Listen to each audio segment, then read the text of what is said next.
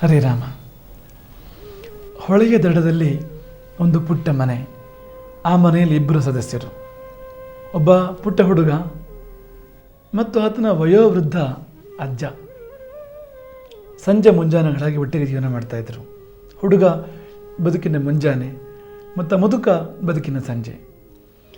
ಅಜ್ಜನಿಗೊಂದು ಅಭ್ಯಾಸ, ಆತ ರಾಮಾಯಣ ಓದ್ತಾ ಇರ್ತದೆ ಯಾವಾಗಲೂ ಕೂಡ. ಒಂದಿನ ಮೊಮ್ಮಗ ಕೇಳ್ತಾನೆ, ಅಜ್ಜ ಏನು ಓದ್ತಿದ್ದೀರಿ? ಮಗು ರಾಮಾಯಣ ಓದ್ತಾ ಇದ್ದಾನೆ. ಆ ದಿನ ಮುಗೀತು. ಇನ್ನೊಂದು ದಿನ ಮಗು ಮತ್ತೆ ಅಜ್ಜನ ಕೇಳುತ್ತೆ, ಅಜ್ಜ ಏನು ಓದ್ತಿದ್ದೀರಿ? ರಾಮಾಯಣ ಓದ್ತಾ ಇದ್ದೀನಿ. ಮತ್ತೊಂದು ಬಾರಿ ಅದೇ ಪ್ರಶ್ನೆ ಬರುತ್ತೆ, ಅಜ್ಜ ಏನು ಓದ್ತಿದ್ದೀರಿ? ರಾಮಾಯಣ ಓದ್ತಾ ಇದ್ದೇನೆ. ಕೊನೆಗೆ ಒಂದು ದಿವಸ ಮಗುವಿನ ಸಹನೆ ಕಡಿಮೆ ಆಯಿತು. ಮೊಮ್ಮಗ ಅಜ್ಜನನ್ನು ಕೇಳಿದ, ಅಜ್ಜ ಏನಿರುತ್ತೆ ಅಂತ ಮತ್ತೆ ಅದನ್ನು ಓದ್ತೀರಿ? ಒಂದು ಸಾರಿ ಸರಿ, 2 ಸಾರಿ ಸರಿ, 100 ಸಾರಿ ಅದನ್ನು ಯಾಕೆ ಓದ್ತೀರಿ? ಏನು ಪ್ರಯೋಜನ? ಅಜ್ಜ ಮೊಮ್ಮಗನಿಗೆ ಹೇಳ್ತಾನೆ, ಈ ಪ್ರಶ್ನೆಗೆ ಉತ್ತರ ಹೇಳೋಕ್ಕಿಂತ ಮುಂಚೆ ನೀನೊಂದು ಕೆಲಸ ಮಾಡಬೇಕು. ಏನಜ್ಜ? ನೋಡು, ಬೆತ್ತದ ಬುಟ್ಟಿ ಇದೆ, ಇದ್ದಿಲು ಹಾಕೋ ಬುಟ್ಟಿ, ನಿತ್ಯ ಇದ್ದಿಲು ಹಾಕೋ ಬುಟ್ಟಿ, ಬೆತ್ತದ ಬುಟ್ಟಿ ಇದೆ.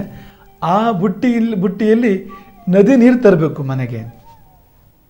ಸರಿ, ಮೊಮ್ಮಗು ಆ ಬೆತ್ತದ ಬುಟ್ಟಿ, ಇದ್ದಿಲು ಹಾಕೋ ಬುಟ್ಟಿ ಕಪ್ಪು ಕಪ್ಪಾಗಿ ಹೋಗಿತ್ತು, ಮಸಿಯಾಗಿ ಹೋಗಿತ್ತದು. ಆ ಬುಟ್ಟಿ ತೊಗೊಂಡು ಹೊಳಗೆ ಹೋಗ್ತಾನೆ ಸಣ್ಣ ಹುಡುಗ. ಬುಟ್ಟಿ ತುಂಬ ನೀರು ತುಂಬುತ್ತಾನೆ. ಆದರೆ ಮೇಲೆ ಬರೋ ಹೊತ್ತಿನಲ್ಲಿ ನೀರು ಪೂರ್ತಿ ಸುರಿಸೋಯ್ತು, ಯಾಕೆಂದರೆ ಬೆತ್ತದ ಬುಟ್ಟಿ ಇದು. ಮನೆಗೆ ಬರ್ತಾನೆ.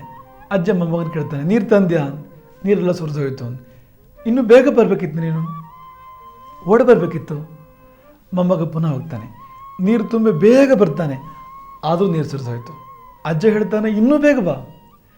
ಮರುದಿನ ಮೊಮ್ಮಗ ಬುಟ್ಟಿಯಲ್ಲಿ ನೀರು ತುಂಬಿ ಓಡೋಡಿ ಬರ್ತಾನೆ, ಆದರೂ ನೀರು ಉಳಿಲಿಲ್ಲ ಬುಟ್ಟಿಯಲ್ಲಿ. ಮತ್ತೂ ವೇಗವಾಗಿ ಓಡೋಕ್ಕೆ ಓಡಿ ನೀರು ತರಲಿಕ್ಕೆ ಪ್ರಯತ್ನ ಪಡ್ತಾನೆ. ಆದರೆ ಒಂದು ಬಾರಿಯೂ ಬುಟ್ಟಿಯಲ್ಲಿ ನೀರು ತರಲಿಕ್ಕೆ ಆತ ಸಫಲನಾಗಲಿಲ್ಲ. ಮೊಮ್ಮಗ ಅಜ್ಜನಿಗೆ ಹೇಳ್ತಾನೆ, ಅಜ್ಜ ನೀನು ಬೇಕಾದ್ರೂ ಪ್ರಯತ್ನ ಪಟ್ಟು ನೋಡ್ಬೋದು, ಬೆತ್ತದ ಬುಟ್ಟಿಯಲ್ಲಿ ನದಿಯಿಂದ ಮನೆಗೆ ನೀರು ತರೋಕ್ಕೆ ಸಾಧ್ಯವೇ ಇಲ್ಲ. ಈಗ ಅಜ್ಜ ಮೊಮ್ಮಗನ ಕೇಳ್ತಾನೆ, ಒಂದು ಸಾರಿ ಬುಟ್ಟಿ ನೋಡು, ಹೇಗಿದೆ? ಚೆನ್ನಾಗಿದೆ. ಮೊದಲು ಹೇಗಿತ್ತು? ಮೊದಲು ಮಸಿಯಾಗಿತ್ತು, ತುಂಬ ಕಪ್ಪಾಗಿತ್ತು.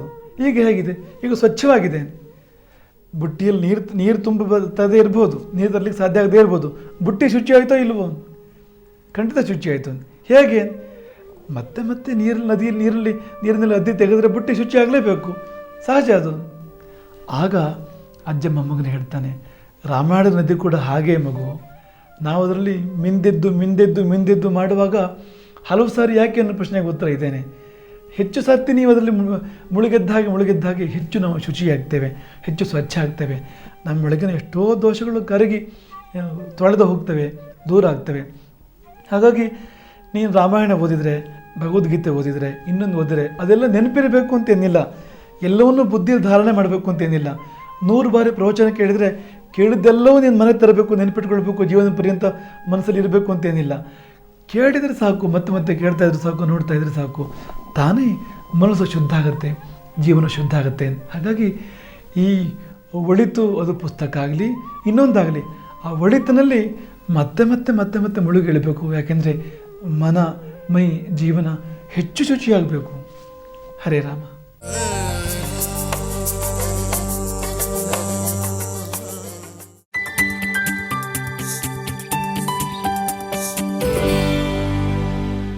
ಸ್ನೇಹಿತರೆ ನಮಸ್ಕಾರ. ಕಷಾಯ ವಿತ್ ಕಿಶೋರ್ ಕಾರ್ಯಕ್ರಮದಲ್ಲಿ ನಾನು ನಿಮ್ಮ ಡಾಕ್ಟರ್ ಕಿಶೋರ್. ಅನಿದ್ರತೆ ದೀರ್ಘಕಾಲೀನವಾದಂತಹ ಸಮಸ್ಯೆ, ಅದಕ್ಕೆ ಏನು ಪರಿಹಾರ ಅಂತ ನಾವು ನಿನ್ನೆಯಿಂದ ಒಂದೊಂದೇ ಆಯಾಮಗಳನ್ನ ನೋಡ್ತಾ ಬರ್ತಿದ್ವಿ. ನಿನ್ನೆ ಪಾದಾಭ್ಯಂಗ ಅಂದರೆ ಫುಟ್ಟಿಗೆ ಮಸಾಜ್ ಮಾಡಬೇಕು, ಹರಳೆ ಎಣ್ಣೆ ಪಚ್ಕರ್ಪುರ ಜೊತೆಗೆ, ಇಲ್ಲ ತುಪ್ಪ ಮತ್ತು ಪಚ್ಕರ್ಪುರ ಜೊತೆಗೆ ಅಂತ. ಅದಕ್ಕಿಂತ ಮುಖ್ಯವಾಗಿ ಕಾಲನ್ನು ನಾವು ಸುಕೋಷ್ಣವಾದಂಥ ನೀರಿನಲ್ಲಿ ಸುಮಾರು 15 ನಿಮಿಷ ನೆನೆಸಿಟ್ರಿ. ಹೇಗೂ ರಾತ್ರಿ ಊಟ ಆದಮೇಲೆ 1.5 ಅವರಿಂದ 2 ಅವರು ಗ್ಯಾಪ್ ಬಿಟ್ಟು ನಿದ್ದೆ ಮಾಡ್ತಕ್ಕಂಥ ಅಭ್ಯಾಸ ಮಾಡ್ಕೊಳ್ಳಿ. ಅನೇಕರು ನಾವು ಮಾಡ್ತಕ್ಕಂಥ ತಪ್ಪು ಏನಪ್ಪ ಅಂದರೆ, ಹಿಂಗೆ ಊಟ ಮಾಡಿದ ತಕ್ಷಣ ಹಾಸಿಗೆ ಹೋಗ್ತೀವಿ, ನಮ್ಮ ಜೀರ್ಣ ಪ್ರಕ್ರಿಯೆ ಆಗಲ್ಲ, ಸಮರ್ಪಕವಾಗಿ ಯಾವಾಗ ಜೀರ್ಣಶಕ್ತಿ ಆಗಲ್ವೋ ಅವಾಗ ನಿದ್ದೆ ಬರಲ್ಲ. ಎರಡನೇ ಪ್ರಮುಖವಾದಂಥ ಅಂಶ, ನಾನು ಕಂಪ್ಯೂಟರ್ನ ಒಂದು ಉದಾಹರಣೆ ಕೊಡ್ತಿದ್ದೆ. ಕಂಪ್ಯೂಟರ್ ಕ್ಲೋಸ್ ಮಾಡಬೇಕು ಅಂದಾಗ ಕೂಡ ಅದಲ್ಲಿ ಓಪನ್ ಆಗಿರ್ತಕ್ಕಂಥ ಎಲ್ಲ ಫೈಲ್ಗಳನ್ನ ಒಂದೊಂದೇ ಕ್ಲೋಸ್ ಮಾಡ್ತಾ ಬರಬೇಕು. ಎಲ್ಲ ವಿಚಾರಗಳನ್ನ, ವಿಮರ್ಶೆಗಳನ್ನು ತಾತ್ಕಾಲಿಕವಾಗಿ ಸ್ಥಗಿತಗೊಳಿಸಬೇಕು. ನಾವು ನಿದ್ದೆ ಮಾಡೋದು ಏನಕ್ಕೆ ಅಂದರೆ ಶರೀರ ಮತ್ತು ಮನಸ್ಸಿಗೆ ಸಮಗ್ರವಾಗಿ ಸಮರ್ಪಕವಾಗಿ ಸಂಪೂರ್ಣವಾದಂಥ ವಿಶ್ರಾಂತಿ ಸಿಗಲಿ. ಹಾಗಾಗಿ ಆವಾಗ ಹೆಚ್ಚಿನ ಮಟ್ಟದ ಮೆಟಬಾಲಿಸಮ್ ಆಗುತ್ತೆ. ಜೀರ್ಣಶಕ್ತಿಯಿಂದ ಹಿಡಿದು ಎಲ್ಲ ಹೈಯರ್ ಮೆಂಟಲ್ ಆ್ಯಕ್ಟಿವಿಟೀಸು ಕೂಡ ಆ ಸಂದರ್ಭದಲ್ಲಿ ಚುರುಕುಗೊಳ್ಳುತ್ತೆ. ಹೇಗೆ ಒಂದು ಕಾರು ಒಂದು 500ರಿಂದ 600 ಕಿಲೋಮೀಟ್ರ್ ಓಡಿಸ್ಬೇಕು ಅಂದಾಗ ಒಂದು 3 ಅವರ್ ಓಡಿಸಿ ಒಂದು 15 ನಿಮಿಷ ನಿಲ್ಲಿಸಿ ಮತ್ತೆ ನಮ್ಮ ಕಾರನ್ನು ಸ್ಟಾರ್ಟ್ ಮಾಡ್ತೀವಿ. ಹಾಗೆ ಈ ಶರೀರ 100 ವರ್ಷ ಶತಾಯುಷಿ ಮನುಷ್ಯ ಅಂತ ಹೇಳ್ತೀವಿ.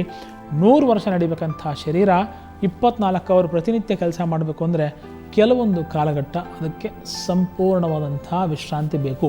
That is called as blissful sleep. ಆ ಕಾಂತಿಯುಕ್ತ ನಿದ್ದೆಯನ್ನು ಸಂಪಾದಿಸಲಿಕ್ಕೆ ಸರಳ ಸೂತ್ರಗಳು, ಇನ್ನೂ ಅನೇಕ ಆಯಾಮಗಳು ಹೊತ್ತು ನಿಮ್ಮ ಮುಂದೆ ತರ್ತೀನಿ. ಕಾಯ್ತಾ ಇರಿ. ನಮಸ್ಕಾರ.